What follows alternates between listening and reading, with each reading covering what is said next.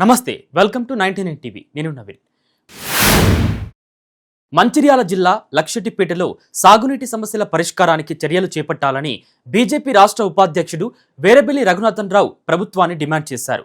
వర్షాలు వచ్చినా సాగునీటి కోసం రైతులు అవస్థలు పడుతున్నారని, పండించిన పంటను విక్రయించేందుకు ఇబ్బందులు ఎదుర్కొంటున్నారని అన్నారు. కొందరు ప్రజాప్రతినిధులు మిల్లర్లతో కుమ్మక్కై కటింగ్ పేరుతో రైతులను దోచుకుంటున్నారని ఆయన ఆరోపించారు. రైతుల కోసం ఎమ్మెల్యే ప్రేమ్ సాగర్ రావు వెంటనే లిఫ్ట్ ఇరిగేషన్ ప్రాజెక్టు పనులు చేపట్టేందుకు చొరవ తీసుకోవాలని రఘునాథన్ రావు కోరారు. మంచిర్యాల జిల్లా లక్షటిపేటలో జాతీయ యువజన కాంగ్రెస్ దినోత్సవ వేడుకలను యూత్ కాంగ్రెస్ నాయకులు ఘనంగా నిర్వహించారు. రాష్ట్ర యువజన కాంగ్రెస్ పిలుపు మేరకు ఎమ్మెల్యే ప్రేమ్ సాగర్ రావు ఆదేశాలతో కేక్ కట్ చేసి సంబరాలు జరుపుకున్నారు.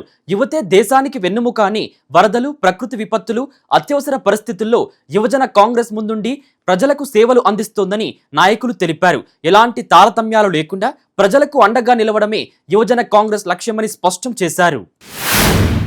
క్విట్ ఇండియా ఉద్యమ స్ఫూర్తితో భద్రాద్రి కొత్తగూడెం జిల్లా అశ్వరావుపేటలో అఖిలపక్షం ఆధ్వర్యంలో భారీ ర్యాలీ, జైల్ భరో కార్యక్రమం నిర్వహించారు. కాంగ్రెస్, సిపిఐ, సిపిఎం, సిఐటియు, వివిధ కార్మిక సంఘాల నాయకులు, కార్యకర్తలు పెద్ద సంఖ్యలో పాల్గొని కేంద్ర ప్రభుత్వానికి వ్యతిరేకంగా నిరసన తెలిపారు. అత్యవసర వస్తువుల ధరల పెంపు, కార్మిక చట్టాల్లో మార్పులు, ప్రభుత్వ రంగ సంస్థల ప్రైవేటీకరణను తీవ్రంగా వ్యతిరేకించారు. ప్రజా వ్యతిరేక విధానాలను కేంద్రం ఉపసంహరించుకోకపోతే ఆందోళనలను ఉధృతం చేస్తామని నాయకులు స్పష్టం చేశారు. కొమరం భీం జిల్లా కాగజ్ నగర్లోని సంతోషి గోల్డ్ షాప్లో దొంగతనం జరిగింది. యథావిధిగా దుకాణానికి తాళం వేసిన షాప్లోకి దుండగుడు చొరబడి 60 గ్రాముల బంగారం, 600 గ్రాముల వెండిని ఎత్తుకెళ్లాడు. బాధిత షాప్ ఓనర్ ఫిర్యాదు మేరకు కేసు నమోదు చేసిన పోలీసులు దర్యాప్తు చేపట్టారు. దొంగతనం దృశ్యాలు సీసీ కెమెరాల్లో రికార్డవడంతో వాటి ఆధారంగా విచారణ జరుపుతున్నారు. నిందితుడి కోసం గాలింపు చర్యలు కొనసాగుతున్నాయి. కరీంనగర్ జిల్లా గన్నేరువరం మండలం గుండ్లపల్లి వద్ద రహదారి నిర్మాణం కోసం బీజేపీ నాయకులు ధర్నా నిర్వహించారు. గుండ్లపల్లి నుంచి ఇల్లంతకుంట మండలం పొత్తూరు వరకు బీటీ రోడ్ నిర్మాణం చేపట్టాలని డిమాండ్ చేశారు. ప్రతిపక్షంలో ఉన్నప్పుడు రహదారి కోసం ఆందోళనలు చేసిన ఎమ్మెల్యే ఇప్పుడు అధికారంలోకి వచ్చాక నిర్మాణం ఎందుకు చేపట్టడం లేదని కవ్వంపల్లి సత్యనారాయణకు వ్యతిరేకంగా నినాదాలు చేశారు. రోడ్డు నిర్మాణం చేపట్టే సత్తా లేకపోతే ఎమ్మెల్యే పదవికి రాజీనామా చేయాలని బీజేపీ నాయకులు డిమాండ్ చేశారు. నిర్మల్ జిల్లా ఖానాపూర్ నియోజకవర్గ రైతులకు తీపి కబురు అందింది. వానాకాల పంటల సాగు కోసం సదర్మట్ ఆయకట్టు నుంచి సాగునీటిని అధికారులతో కలిసి ఎమ్మెల్యే వెడ్మా బుజ్జా గేట్లు ఎత్తి విడుదల చేశారు. సదర్మట్ ఆయకట్టు కింద వేలాది ఎకరాల్లో వరి, ఇతర పంటలు సాగు చేస్తున్న రైతులకు ఈ నిర్ణయం ఊరటనిచ్చింది. చివరి ఆయకట్టు భూములకు సైతం నీరు అందేలా అధికారులు చర్యలు చేపట్టారని, రైతులు నీటిని వృధా చేయకుండా సద్వినియోగం చేసుకోవాలని ఎమ్మెల్యే కోరారు. రాజన్న సిరిసిల్ల జిల్లా వేములవాడలో ఆషాఢ మాసం సందర్భంగా శ్రీ రాజరాజేశ్వర దేవి అమ్మవారికి మహిళలు ఘనంగా సారె సమర్పించారు. శ్రీ వల్లి సేవా సంస్థకు చెందిన సుమారు 1000 మంది మహిళలు ఒకే రంగు చీరలు ధరించి తిప్పాపూర్ బస్టాండ్ నుంచి శ్రీ భీమేశ్వర స్వామి ఆలయం వరకు అమ్మవారి విగ్రహంతో ర్యాలీగా వెళ్లి సారె సమర్పించారు. గత 2 ఏళ్లుగా అమ్మవారికి సారె సమర్పిస్తున్నామని, కుటుంబాలు సుఖ సంతోషాలతో ఉండాలని అమ్మవారిని ప్రార్థించినట్లు చెప్పారు. గతంలో 300 మందితో నిర్వహించిన కార్యక్రమాన్ని ఈసారి 1000 మంది మహిళలతో నిర్వహించామని నిర్వాహకులు తెలిపారు.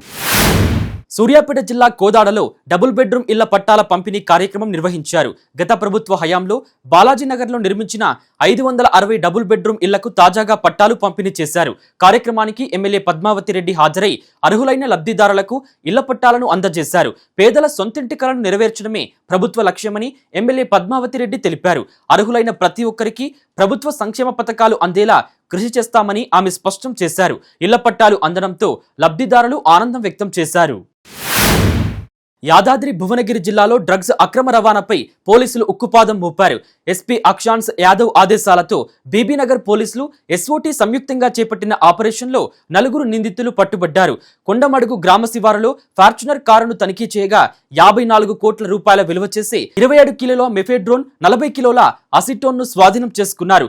డ్రగ్ తయారీకి ఉపయోగించిన రియాక్టర్, సెంట్రిఫ్యూజ్, ఇతర పరికరాలు, 6 సెల్ ఫోన్లు, వాహనాన్ని పోలీసులు స్వాధీనం చేసుకున్నారు. పరారీలో ఉన్న మరో 4 నిందితుల కోసం గాలింపు చర్యలు కొనసాగుతున్నాయి.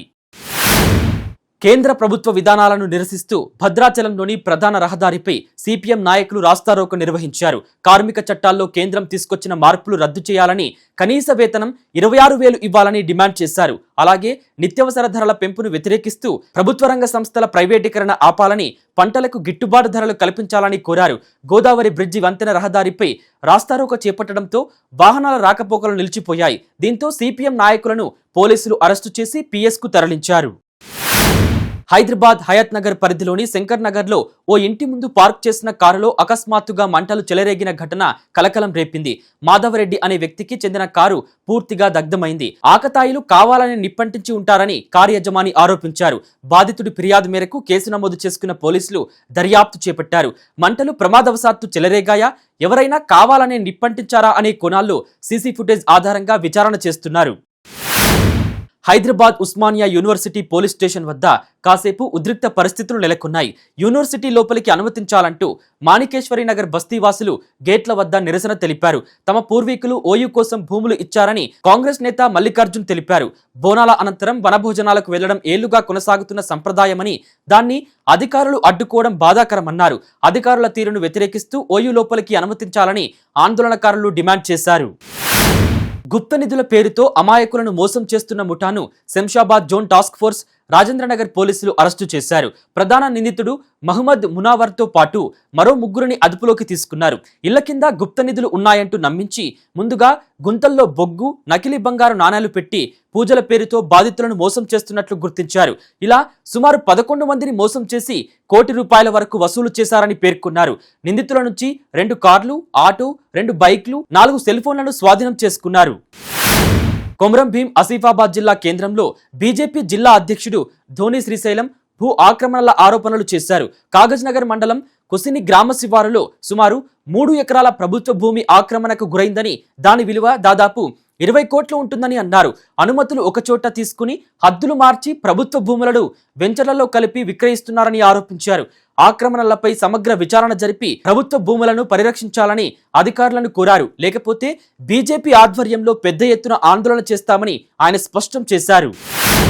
కొమరం భీం ఆసిఫాబాద్ జిల్లాలో సిపిఐ ఆధ్వర్యంలో జైల్ భరో నిరసన కార్యక్రమం నిర్వహించారు. కేంద్ర ప్రభుత్వ కార్మిక, కర్షక వ్యతిరేక విధానాలకు నిరసనగా ఆసిఫాబాద్ పట్టణంలోని అంబేద్కర్ చౌక్ వద్ద సిపిఐ నాయకులు, కార్యకర్తలు ధర్నా చేపట్టారు. రైతులు, కార్మికులకు వ్యతిరేకంగా అనుసరిస్తున్న విధానాలను కేంద్రం వెంటనే ఉపసంహరించుకోవాలని డిమాండ్ చేశారు. ప్రజా సమస్యల పరిష్కారం కోసం పోరాటాలను మరింత ఉధృతం చేస్తామని సిపిఐ నాయకులు స్పష్టం చేశారు. ఖమ్మం జిల్లా బస్వాపురంలో ఆర్ఎంపీ వైద్యుడి నిర్లక్ష్యానికి 14 ఏళ్ల విద్యార్థిని బలైంది. కస్తూరిబా గాంధీ బాలికల పాఠశాలలో 8వ తరగతి చదువుతున్న హేమశ్రీ జలుబు, జ్వరంతో స్థానిక ఆర్ఎంపీ వైద్యుడు సంపత్ను ఆశ్రయించినట్లు కుటుంబ సభ్యులు తెలిపారు. ఇంజెక్షన్ ఇచ్చిన అనంతరం శ్వాస తీసుకోవడంలో ఇబ్బంది తలెత్తడంతో ప్రైవేట్ ఆసుపత్రికి తరలించగా అప్పటికే బాలిక మృతి చెందినట్లు చెప్పారు. వైద్యం చేసే సమయంలో ఆర్ఎంపీ వైద్యుడు మద్యం సేవించి ఉన్నాడని కుటుంబ సభ్యులు ఆరోపించారు. ఘటనపై కేసు నమోదు చేసుకున్న పోలీసులు దర్యాప్తు చేపట్టారు. మేడ్చల్ మల్కాజ్గిరి జిల్లా దమ్మాయిగూడలోని శ్రీ చైతన్య హైస్కూల్లో 10వ తరగతి విద్యార్థిపై తోటి విద్యార్థులు దారుణంగా దాడి చేసిన ఘటన కలకలం రేపింది. కామారెడ్డికి చెందిన అభిషేక్ పై హాస్టల్లో 12 మంది విద్యార్థులు కర్రలు, ప్లేట్లతో దాడి చేసి బూట్లతో ముఖంపై తొక్కినట్లు తెలుస్తోంది.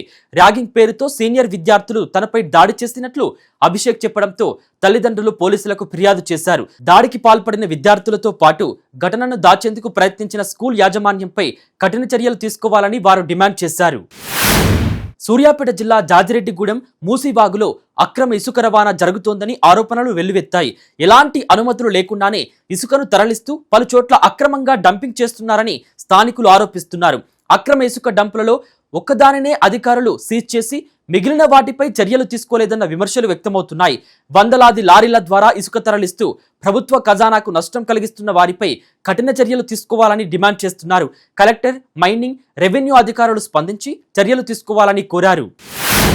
సూర్యాపేట జిల్లా హుజూర్ నగర్ లో కార్మిక సంఘాల ఆధ్వర్యంలో రాస్తారోకో నిర్వహించారు. రైతు, కార్మిక సమస్యల పరిష్కారం కోరుతూ కేంద్ర ప్రభుత్వానికి వ్యతిరేకంగా నాయకులు నినాదాలు చేశారు. కార్మికులకు కనీస వేతనాలు అమలు చేసి కార్మిక హక్కులను కాపాడాలని, అలాగే రైతులకు గిట్టుబాటు ధర కల్పించాలని కోరారు. రాస్తారోకోతో ప్రధాన రహదారిపై వాహనాల రాకపోకలకు అంతరాయం ఏర్పడటంతో పోలీసులు రంగంలోకి దిగారు. తమ డిమాండ్లను ప్రభుత్వం పరిష్కరించే వరకు పోరాటం కొనసాగిస్తామని కార్మిక సంఘాల నేతలు స్పష్టం చేశారు.